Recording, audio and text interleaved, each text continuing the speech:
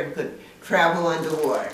Now, Sumerian myths describe Oannes, the fish god, as one of the Nomo. In Mesopotamian mythology, Oannes is an amphibious being who taught mankind wisdom.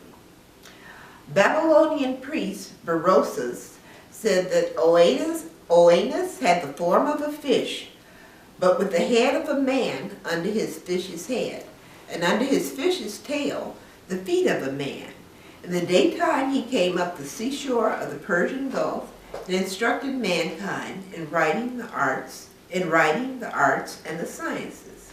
Now, what it sounds like to me is the Nomo were just Atlanteans who came to shore in some type of sea diving gear. Just think, remember the Beverly Hillbillies, when Granny saw this guy with the sea diving equipment, she thought he had big feet and she ran off screaming. It was probably the same thing. They called him a fish god and they called him the Nomo. Now, Atlanteans from Tiahuanaca colonized Samaria, India, China, Mali, Africa, Central and South and South America. Atlanteans from Pisidia colonized the Mediterranean region, Libya, Egypt, Palestine, Lebanon, Syria, and the Greek Isles. Now, settlement of the Samaria region began around 8,000 years ago with the building of a temple at Eridu, the oldest and southernmost Sumerian city. Here's Eridu right about here, right there on the Persian Gulf. Now, the first temple was a mud brick structure, 12 by 15 feet, containing a table and a niche in one wall.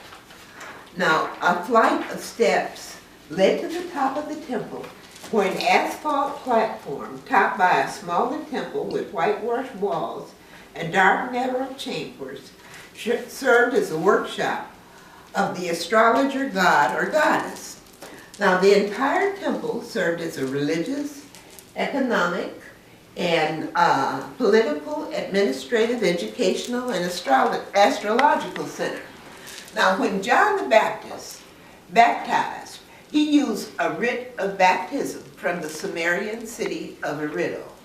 Now, noted anthropologist Joseph Campbell wrote, "And the rite of baptism that he preached, whatever its meaning at that time may have been, was an ancient rite coming down from the old Sumerian temple city Eridu of the water god E, god of the house of water, whose symbol is the 10th sign of the zodiac, Capricorn, which is the sign into which the sun enters at the winter solstice for rebirth." Now, Atlanteans drained and irrigated the land, and a council of gods divided the irrigated land into city-states. Now, each city-state was assigned to one of the gods and goddesses who assigned houses. Historians say that all Sumerian houses were those of common people, which indicates that all citizens shared material benefits of civilization. As in Egypt, grave furnishings of the period did not include religious symbols or figurines of any kind. They didn't have all this ritual stuff about pray to this statue over here, this garbage. Okay, the astrologer god or goddess selected one of the native people as a high priest of the city-state, and the high priest held office only upon the consent of the god or goddess. The priesthood was responsible for educating the population, directing irrigation, monitoring water or river levels, and establishing and maintaining flood control. Sir Leonard Woolley wrote, "All settlers recognize the same pantheon or council of gods, which consisted of the gods and goddesses from all the various city-states. This recognition created the cultural unity and conformity of Sumer." Now, ancestors of Noah, the biblical Noah, were among the Atlanteans who settled in the city-state of Ur. The Bible talks about Ur of the Chaldeans Chaldees, because Chaldeans ruled when that portion of the Bible was written. Now Noah's ancestors had the long lifespans of Atlantean gods. The Bible says Methuselah lived 969 years and Lamech lived 777 years. And most people think, it didn't really happen. But if you read in all your books, they give you these long lifespans. Those were the gods.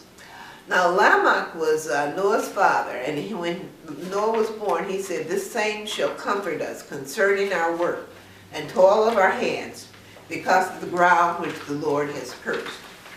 Now, around 8,000 years ago, which is where Noah was from, and was right here, Haran, a city in Turkey, and Mount Sinai on the Sinai Peninsula became astrological centers. Now the name Sinai is derived from the name Sin, the moon god. Centers of the moon code study the expansion of light radiations from earlier or past dimensions of evolutionary history. People in the Mesopotamia region built high places or ziggurats to study celestial bodies. Now, Sumerians spoke an agglutinative, non-Semitic language that has no recognized affiliation to any other language, but they also had another dialect, which is called women's tongue. That was a slave speech.